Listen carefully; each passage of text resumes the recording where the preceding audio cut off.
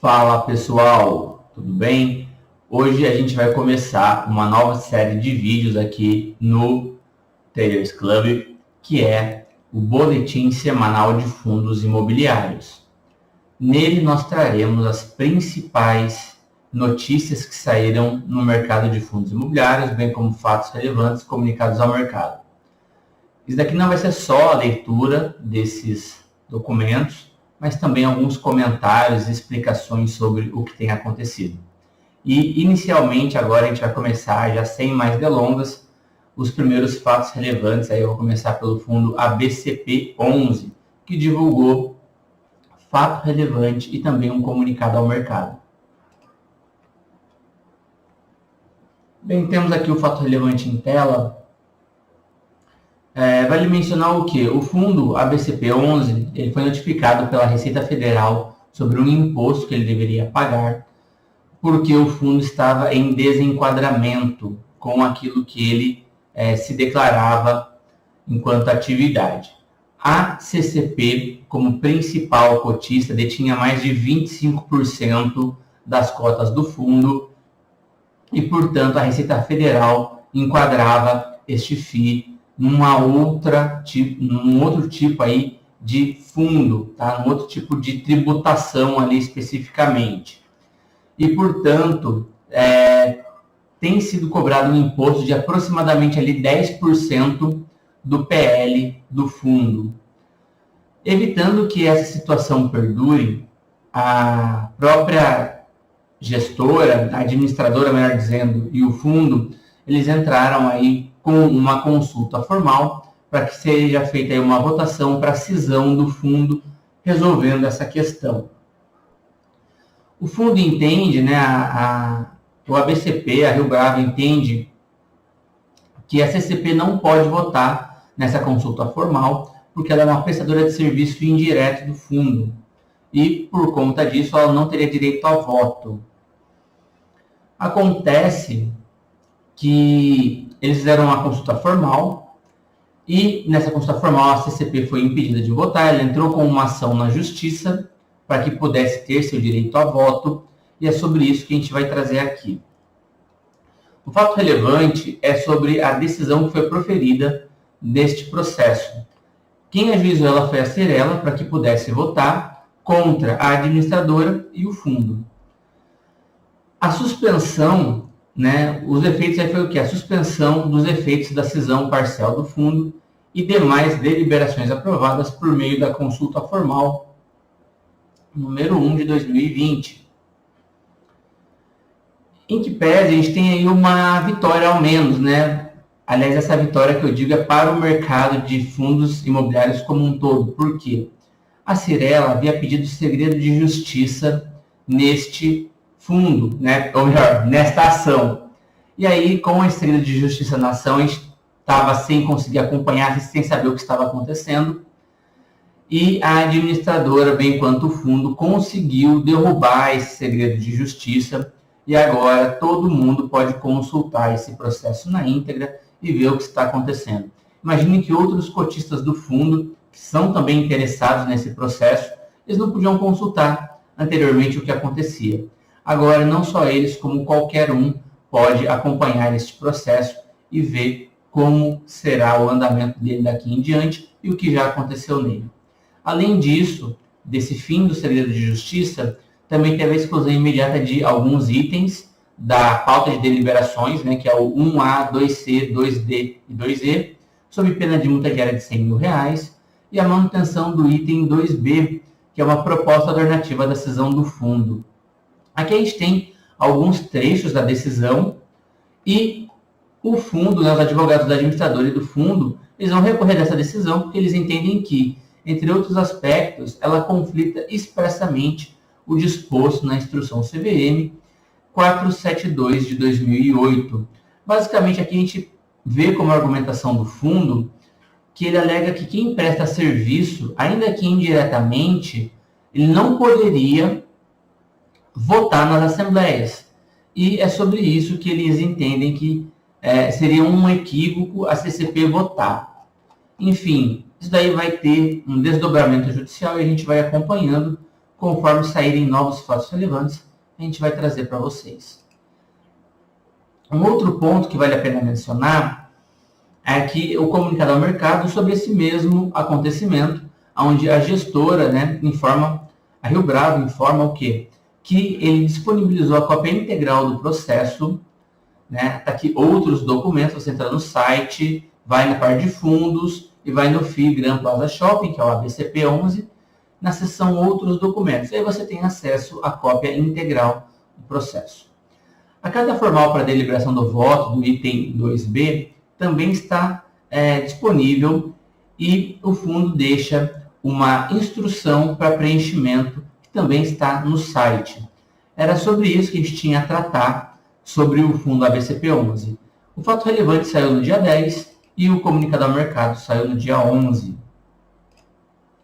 Agora, partindo para falar sobre um fundo de logística, o BRCO11, ele informa um fato relevante onde ele traz a expansão do Bresco Bahia. É o Galpão Bresco Bahia G100, ele fica ali em Lauro de Freitas, região metropolitana de Salvador. Aqui a gente tem um aditamento ao contrato de locação com o Mercado Livre, para a expansão, bem mencionado desse Galpão Bresco, o Bahia G100, com um acréscimo de 2.497,60 metros quadrados de ABL, de área bruta aí construída. A construção e gerenciamento vai se dar pela construtora Andrade Mendonça e a CMS Engenharia, vai ser aí a gerenciadora e a outra construtora, respectivamente. A expansão vai demandar aí um custo de 7,2 milhões de reais, que serão arcados pelo fundo através dos recursos da oferta pública da 4ª emissão de cotas, que foi encerrada no dia 30 de novembro. A distribuição mensal não vai ser impactada. Essa obra ela tem uma estimativa de 3 meses de entrega prevista, 3 meses de duração e entrega prevista para abril de 2021. O cap rate é de 9,7 e o impacto vai ser positivo de aproximadamente 5 centavos por cota do fundo ao ano. Vale mencionar que esse cap rate de 9,7 é referente aos 7,2 milhões, É o que você vai conseguir, o que o fundo vai conseguir a mais por conta dessa expansão, Então, esses 7,2 milhões gerarão um retorno de 9,7, bem? Que aí é esse impacto de 5 centavos por cota ao longo de um ano.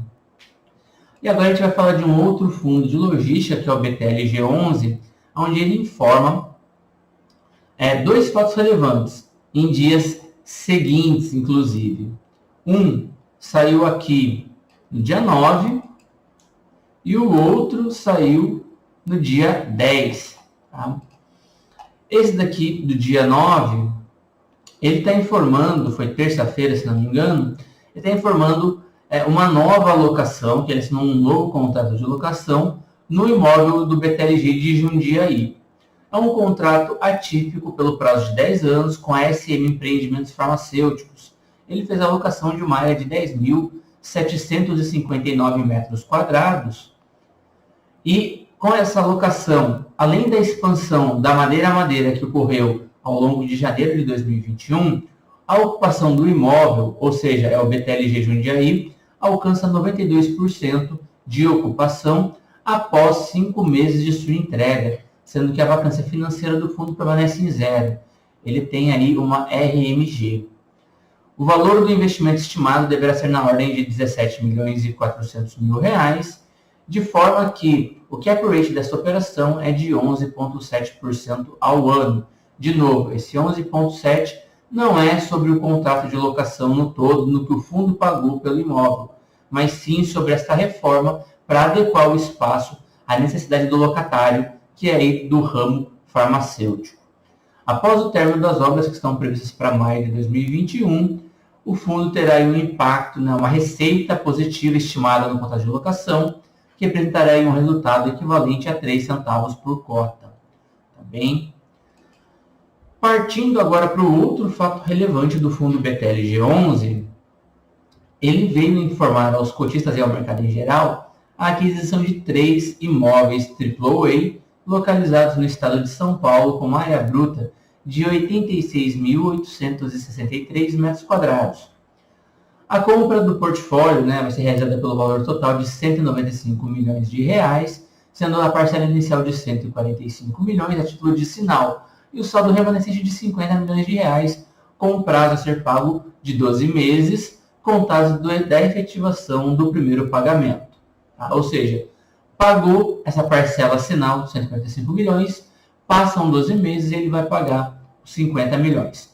O fundo vai ser o único titular das propriedades. A receita de aluguel será equivalente a 8 centavos por cota. O yield do primeiro ano é de 9,6%. Ou seja, esses 145 milhões resultarão nesses 8 centavos por cota, que é aí um yield estimado aí de 9,6%. Após o pagamento do saldo remanescente, quando totaliza o valor de 195 milhões, o resultado vai cair para 8%. Bem, era esse o fato relevante. Depois, quem quiser acompanhar aqui, ele tem mais algumas outras informações sobre os imóveis e como ficará o fundo. Eu devo fazer um vídeo apartado disso daqui e colocar para vocês, tá? Por questão de tempo e de duração do vídeo, como ainda tem outros fatos relevantes para tratar, eu não vou abordar detalhes específicos desta aquisição nesse vídeo. Dando continuidade, a gente vai falar do Edgar 11, é um edifício, é um fundo monoimóvel no Rio de Janeiro, que é o Edifício Galeria, e ele informa, tá? Aqui, ó, ele tem até mais algumas informações do fundo, tá? Vamos ver aqui. O Edifício Galeria, ele comunica aos titulares de cotas aí do fundo, né, e ao mercado em geral, que, conforme fato relevante do dia 20/10, a rescisão de contrato de locação da Mercer Ullman foi realmente concluída. E eles informam que receberam um valor de R$ 665.359,20, referente à multa e encargos previstos no contrato de locação. O impacto vai ser positivo na receita em aproximadamente 60%, em comparação à receita do mês de janeiro de 2020. Provocando aí um impacto de 17 centavos por cota. Ademais, eles ressaltam que esse valor vai ser distribuído ao longo do semestre, tá? E a vacância do fundo passa a ser de 49,49%. Um ponto de ressalva é que o mercado imobiliário do Rio de Janeiro está num ciclo diferente do mercado imobiliário de São Paulo. Eles estão num momento ainda distinto e lá a vacância ainda é maior, a demanda é mais baixa, embora o cenário tenha melhorado um pouco em relação aos anos anteriores.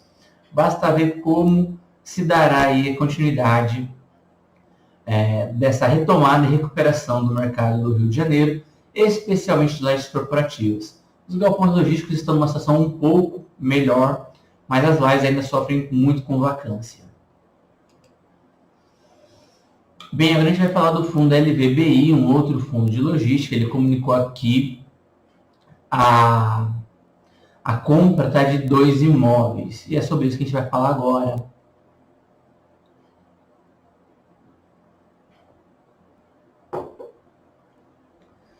Aqui ele comunica que ele comprou a totalidade de ações da empresa GLP-U Participações, que é dona da subsidiária integral Atlântico Empreendimentos e Participações, que esta sim é titular dos direitos aquisitivos de 2 imóveis.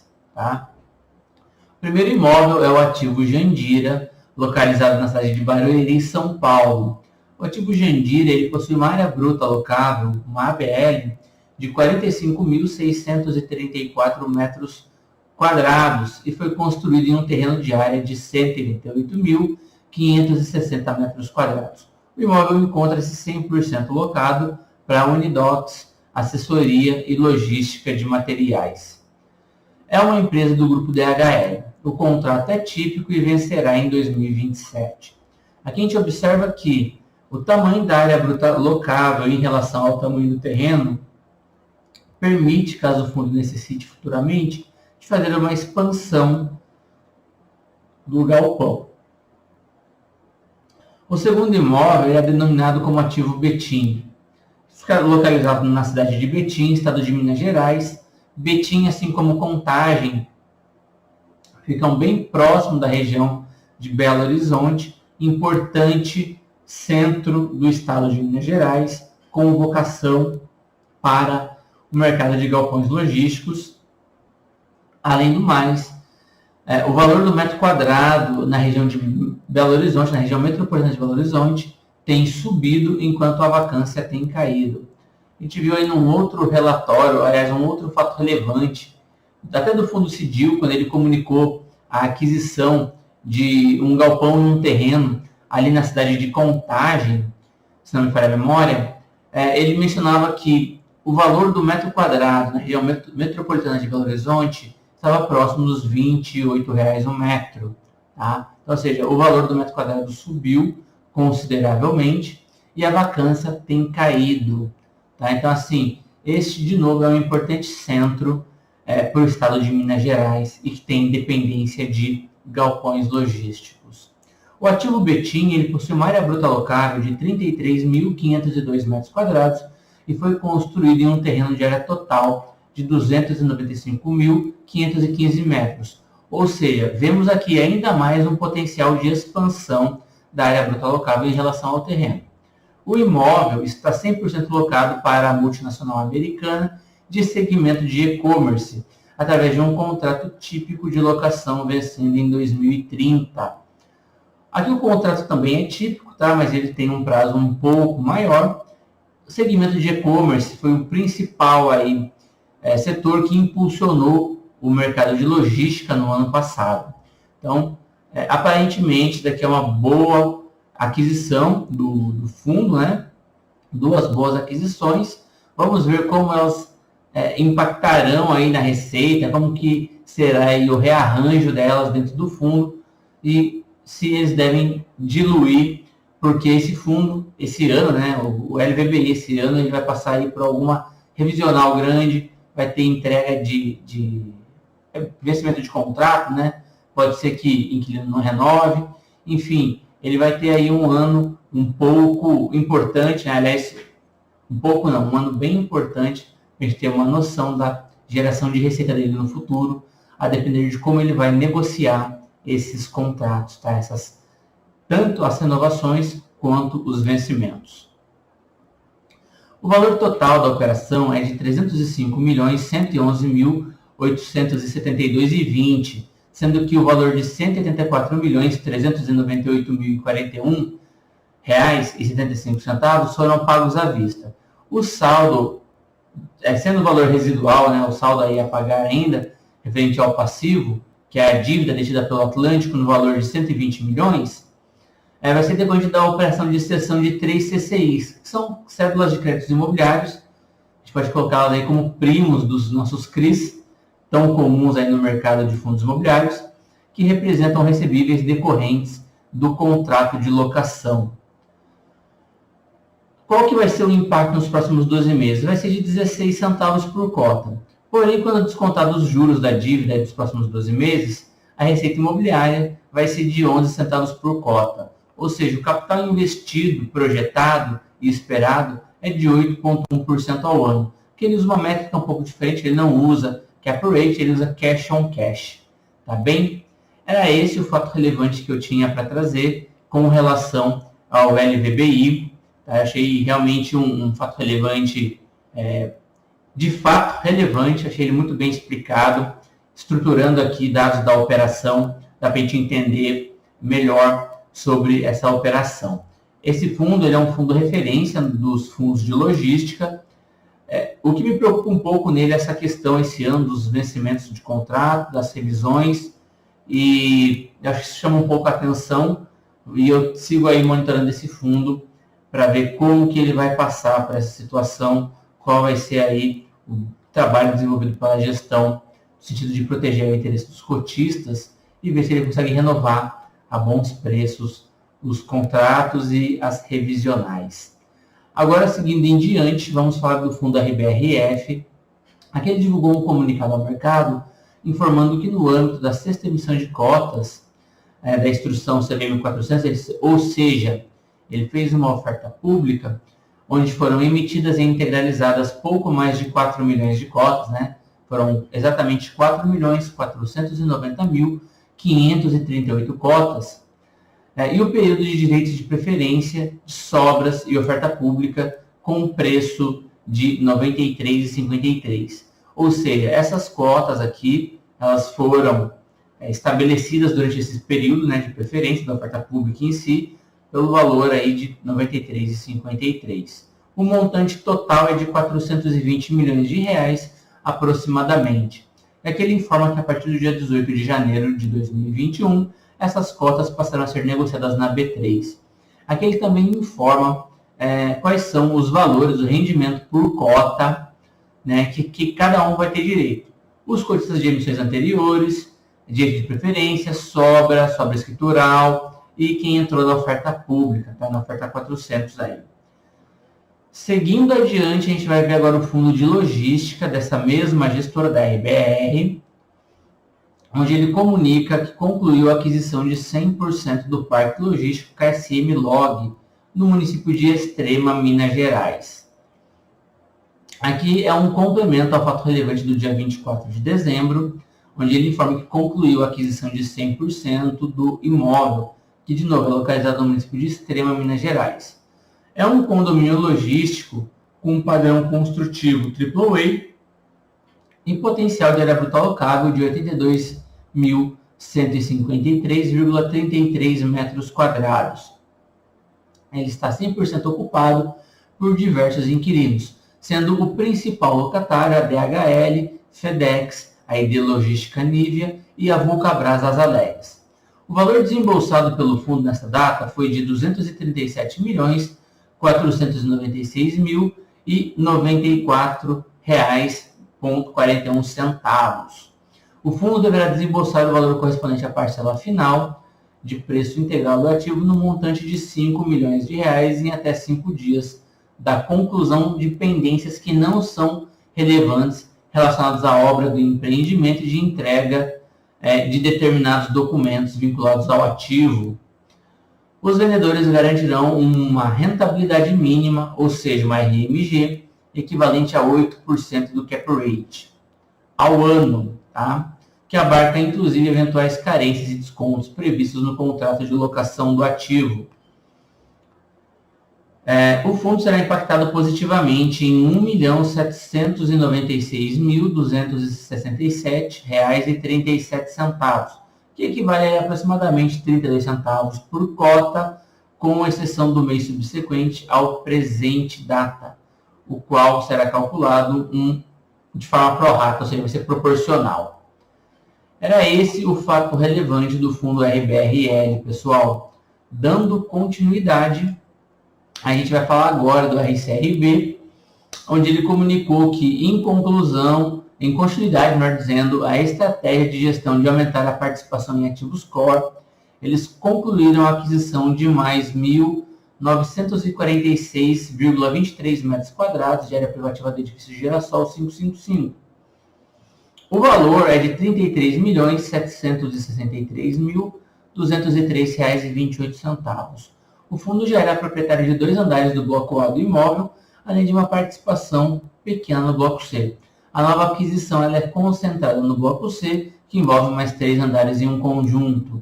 O fundo passa a ser o maior investidor individual do complexo, e agora ele detém 34,9%, ou seja, 4.114,34 metros quadrados. O imóvel encontra-se locado para o WeWork, que sublocou o empreendimento no todo para o quinto andar, que é uma startup de mercado imobiliário. O valor de locação é pré-fixado e não depende de ocupação do prédio, que reduz também os riscos de operação da locatária. O contrato aí, ele foi firmado em 2019 e possui 15 anos de duração. O cap rate mínimo estipulado é de 6,3%, com upside para correção, por conta aí da locação ser registrada pelo IGPM, e essa revisão vai ser feita em fevereiro de 2021, o cap rate vai ser elevado para aproximadamente 7,4% ao ano. A Rio Bravo ela entende que essa alocação teve 3 pontos fortes. O primeiro são os investimentos de grande relevância realizados pela WeWork para adaptar o imóvel às suas necessidades. 2. A baixa oferta de empreendimentos do mesmo nível na região. E 3, a alta demanda de empresas para alocar espaços corporativos na Vila Madalena e região.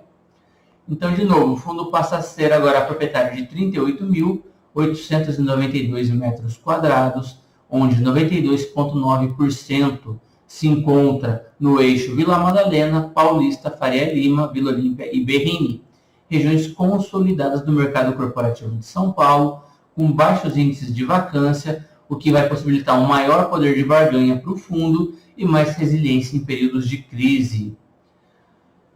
Bom, finalizando aqui, vou parar nessa parte no final aqui do trecho, né? Só vou trazer aqui alguns dados sobre os imóveis, tá? A ABL é dividida em 10 ativos, o ativo que tem tem um maior apelo aí dentro do fundo, ele representa aí 16,1% do ABL, e o principal inquilino representa 17,2% da participação na área bruta total do fundo.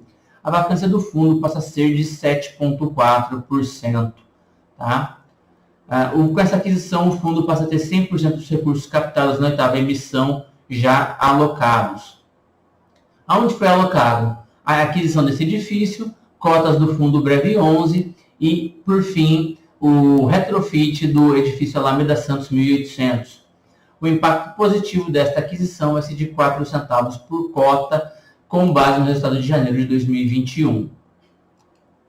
Agora a gente vai falar de um outro fundo de logística, aliás, logística não, lajes corporativas, agora vai ser o TEP 11. Ele informou, tá, ele veio a público comunicar, é um fato relevante também, e ele veio a público comunicar aqui a rescisão parcial de contrato de locação do condomínio São Luís. O objetivo de rescindir a locação de um conjunto do condomínio, representado aí por uma área BOMA de 945,46 metros quadrados. Essa rescisão é parcial e o locatário vai permanecer vigente a locação dos dois demais conjuntos. Ou seja, o banco, BMG, está entregando um e vai permanecer com os outros dois conjuntos que ele tinha. Que esses dois conjuntos têm uma área BOMA de 1.575,14 metros quadrados.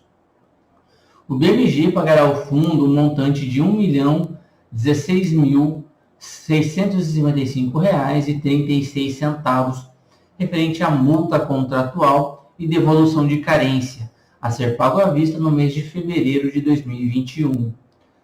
Desta forma, eles estimam que haverá um impacto negativo no médio prazo do fundo em 3 centavos por cota. Não o bastante, vale a pena mencionar que esse dinheiro pago da rescisão representa 9 meses de despesa do conjunto cuja alocação foi rescindida. Então, ou seja, o fundo vai ter aí 9 meses para custear e encontrar um novo locatário. E tem os custos de despesa desse conjunto garantidas aí pelos próximos 9 meses em relação ao que recebeu da rescisão contratual. E agora, para fechar os fatos relevantes e comunicados ao mercado, a gente vai trazer aqui a conclusão, é um comunicado ao mercado do Vino 11, onde ele informa a conclusão da aquisição do edifício Cardeal Corporate, onde ele informa que foi concluída 100% do edifício Cardeal Corporate pelo valor de 26.400 milhões de reais. Tá? Aliás, ele efetuou o pagamento da parcela remanescente neste valor, tá? De 26 milhões e 400 mil reais. Tá? O fundo passa a receber o NOI do ativo. NOI é o que? É uma unidade de medida de lucro que o fundo vai ter com relação ao ativo. Tá? Permanece aí, a partir de março de 2021, o impacto dessa receita já está sendo elevado para 42 centavos, vai ficar ali na faixa de 42 a 46 centavos até o final de 2021. É o que o fundo prevê que ele receba para distribuir por cota, tá? Por cotista, após essa aquisição. Tá bem? Eram esses os fatos relevantes comunicados ao mercado. Agora eu vou vir para vocês com dados de emissões de fundos aí de relevância que será essa semana. gente vai trazer aí o CTPS, o NCHB e o TORD 11. Sobre o Capitânia, pessoal, a gente vai ver aqui, ele está informando para a gente o seguinte: o CPTS, na nona emissão, ele informa que o preço vai ser de 97,49, a proporção da preferência vai ser de 30,49%, a data base vai ser 10/2/2011, período de preferência vai ser dia 4/3/2021, tá? A liquidação, melhor dizendo, o período de preferência vai ser do dia 19/2 até 3/3. Sobras do dia 8/3 até 11/3, e a captação mínima é de 30 milhões de reais e a máxima de 464 milhões aproximadamente. Aqui no fundo, o NCHB, a gente vai ter as seguintes informações. O preço é de 95,39, o fator de proporção ali é de 114,37%, data base 12/2, período de preferência 19/2 a 3/3, período de sobras 8/3 a 11/3, captação máxima de 80 milhões de reais até 80 milhões de reais. E por fim a gente vai ter aí dados do TORD 3. Aliás, TORD 11, pessoal, estou com 3, agora estou precisando de uma ação aqui, é TORD 11, tá? Não é TORD 3 não. TORD, ele vai ser a 10,60 o preço, a proporção de preferência vai ser 104,46%, a data base é dia 18/2. As preferências serão exercidas do dia 23/2 até o dia 5/3, e período de sobra vai ser do dia 10/3 a 15/3. Bem, eram esses as informações que eu tinha para trazer para vocês nesse nosso primeiro vídeo. Espero que vocês tenham gostado, cientes de que eventuais melhorias acontecerão ao longo. Esse aqui é o primeiro vídeo. A gente ainda vai melhorar muito esse formato, a gente vai tentar entregar cada vez mais algo melhor para vocês. Era isso. Até a próxima semana, e qualquer dúvida eu estou à disposição no canal de fundos de investimento. É isso, pessoal. Até!